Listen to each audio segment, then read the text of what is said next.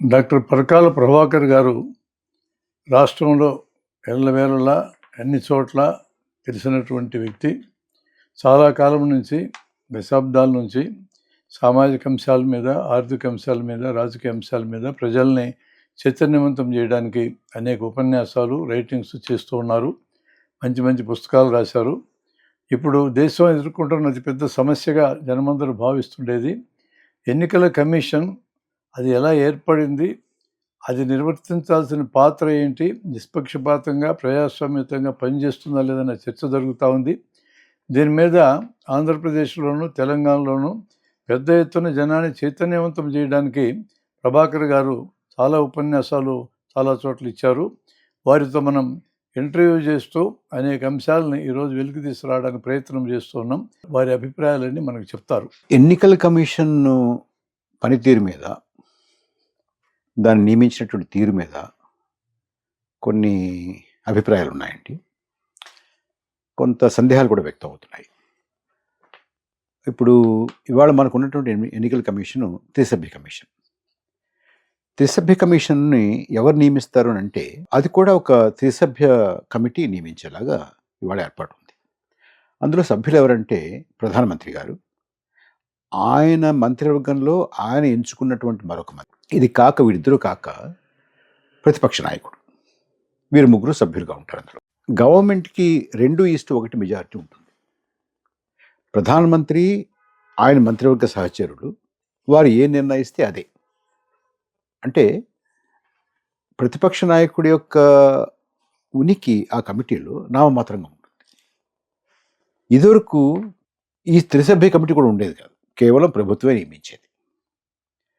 ప్రభుత్వమే నియమించినటువంటి కమిటీ, లేకపోతే ప్రభుత్వమే నియమించినటువంటి ఎన్నికల కమిషనరు, ప్రధాన ఎన్నికల కమిషనరు, ప్రధాన ఎన్నికల కమిషనర్ తర్వాత ఎన్నికల కమిషన్ని త్రిసభ్య కమిటీ చేసిన తర్వాత కూడా చాలా ప్రభుత్వమే నియమించింది.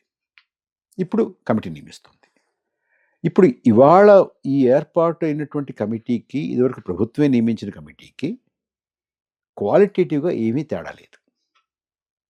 అయితే ప్రభుత్వం నియమించినటువంటి వారు ప్రభుత్వం ఎలా చెప్తే అలాగే చేయాల్సినటువంటి పరిస్థితి ఉంటుందా అనేది ప్రశ్న. ప్రభుత్వం నియమించింది కాబట్టి కేవలం ప్రభుత్వం ఎలా చెప్తే అలా చేస్తారని అనేసుకోవాల్సిన అవసరం కూడా లేదు.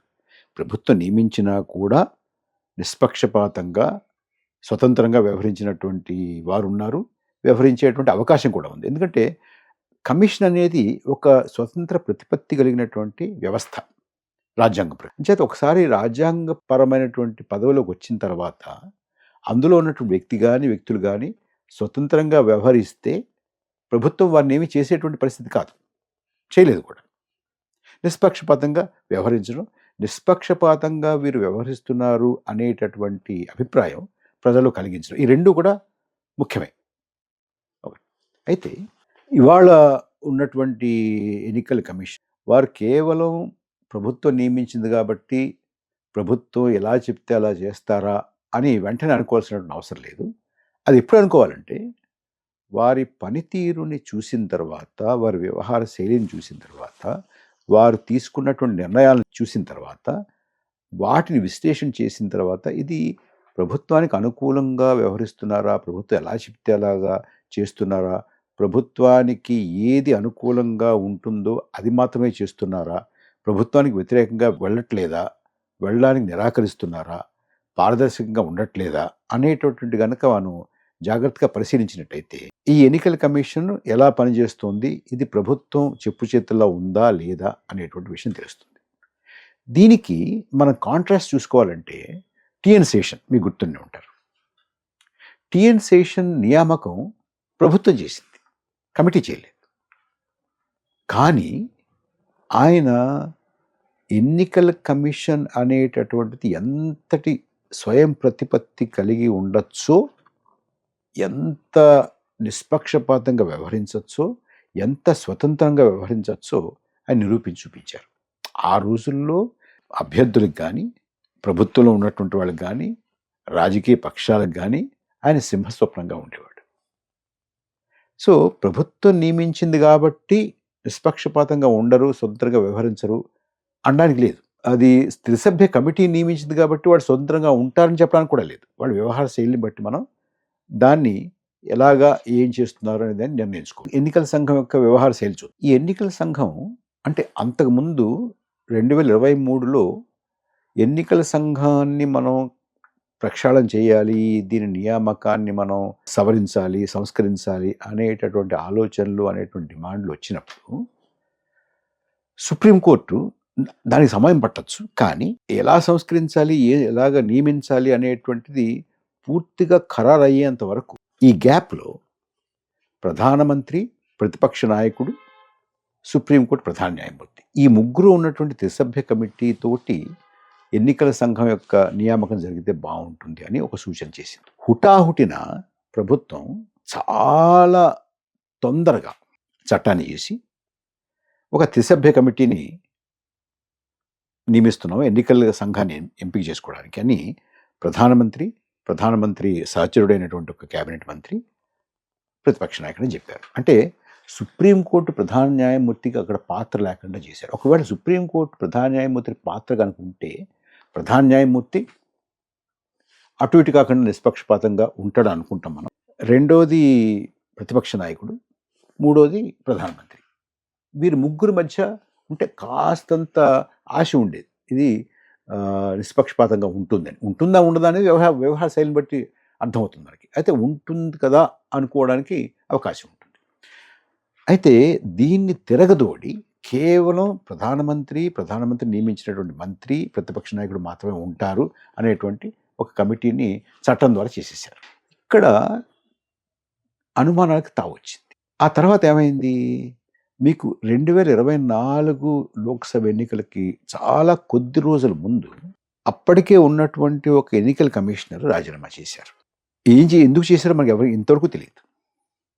ఆయన అప్పటికప్పుడు హుటాహుటిన ఏదో ఒక అంతర్జాతీయ సంస్థకి భారత ప్రతినిధిగా నియమించడం, వారు వెళ్ళిపోవడం జరిగింది. ఆ తర్వాత ఒకరిని నియమించారు ఆయన స్థానంలో. ఆ స్థానంలో నియమించినటువంటి ఆయన పదవీ బాధ్యతలు చేపట్టినటువంటి 1 రోజుకు 2 రోజులకు అనుకుంటా, 2 రోజులకి మొత్తం 7 దశల పోలింగ్ షెడ్యూల్ని ఖరారు చేస్తూ ప్రకటించారు. అంటే ఆయన వెళ్ళి ఇద్దరు కమిషనర్లు పదవీ బాధ్యతలు తీసుకున్న తర్వాత, కొత్తగా ఒక ఆయన నియమించబడిన తర్వాత ఆయన వెళ్ళి కూర్చుని అసలు నాది ఏమిటి అనేది చూసుకోవడానికి కూడా సమయం లేకుండానే అంత పెద్ద ఎన్నికల షెడ్యూల్ ప్రకటించారంటే దాని అర్థం ఏమిటి? అప్పటికే ఎన్నికల షెడ్యూల్ ఖరారై ఉండాలి, ఎవరో చేసి ఉండాలి. అక్కడ ఒక అనుమానం వస్తుంది. రెండవ అనుమానం ఎక్కడొస్తుందంటే, ఆ ఎన్నికల ప్రచారం మొత్తంలో దగ్గరగా 147 సభలను ఉద్దేశించి ప్రధానమంత్రి ప్రసంగిస్తే అందులో 110 సభల్లో ఆయన మత విద్వేషపూరితమైనటువంటి వ్యాఖ్యలు చేశారు.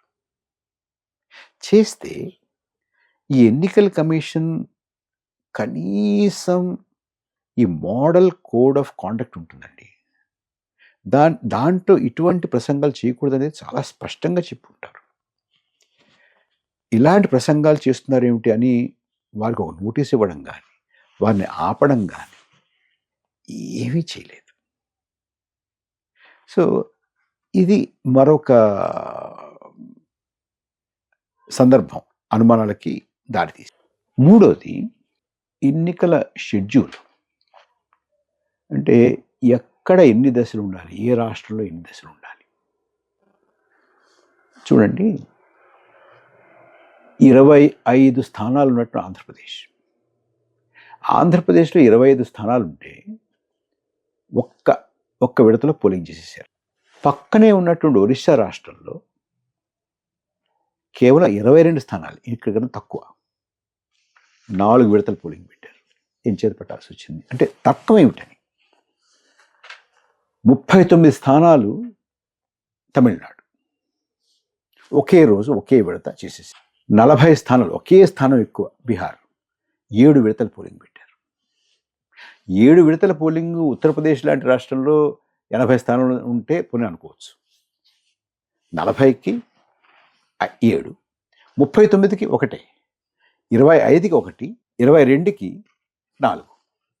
ఇలాగ మీరు మొత్తం దేశం మొత్తమే చూసుకుంటే దీని నుంచి ఏమర్థమవుతోంది, ఇదేదో ప్రధానమంత్రి గారికో లేకపోతే అధికార పక్షానికో వారి నాయకులు తిరగడానికో వారికి వెసులుబాటుగా ఉండడానికో ఈ విడతలు పెట్టారా అనేటువంటి అనుమానం వస్తుంది. లేదు అలా కాదు, మేము అపోహపడుతున్నారు అని అనుకుంటే ఎన్నికల సంఘం లేదు, ఈ కారణాల చేత మాకు ఇక్కడ ఈ చిక్కులు ఉన్నాయి అంచేత ఇక్కడ 5 విడతలు పెట్టాల్సి వచ్చింది, 4 విడతలు పెట్టాల్సి వచ్చింది, 3 విడతలు పెట్టాల్సి వచ్చింది, 7 విడతలు పెట్టాల్సి వచ్చింది అని చెప్పి ఉన్నారు అనుకోండి. అసలు దాని గురించి పెద్ద అనుమానాలు ఉండేటువంటి అవకాశం ఉండదు. కానీ ఎన్నికల సంఘం ఇటీవల కాలంలో ఈ 10 సంవత్సరాల నుంచి ముఖ్యంగా ఎన్నికల సంఘం ఉత్తరాలకి జవాబులు రాయదండి, మెయిల్స్కి జవాబులు రాయదండి, ఎవరన్నా వెళ్ళి విజ్ఞాపన ఇద్దామనంటే ఎవరు కలవరండి.